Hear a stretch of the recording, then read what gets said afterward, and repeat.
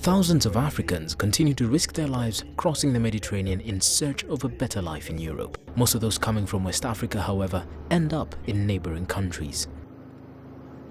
In West Africa, we are supporting governments and local authorities to improve migration policies and practices, facilitate regional mobility, and inform citizens of their rights and obligations. But as progress is recorded, more people still flee West Africa. Unemployment, poverty and violence in many African countries have been blamed for the rise in the number of migrants.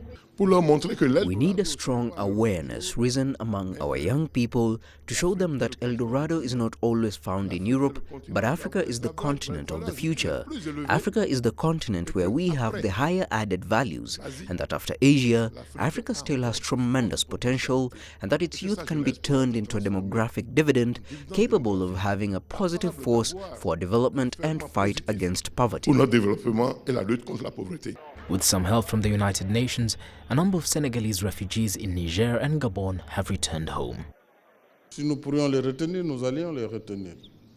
We must work together to reduce this percentage further and create employment in Africa, since it is on us to develop the continent. But Europe should also help us in the development of this continent through mechanisms that together we can implement. And the issue of cooperation and development remains highly relevant. Some West African leaders, however, feel that little has been done for the protection of migrants and asylum seekers. This year alone, almost 2,000 people have died trying to cross into Europe.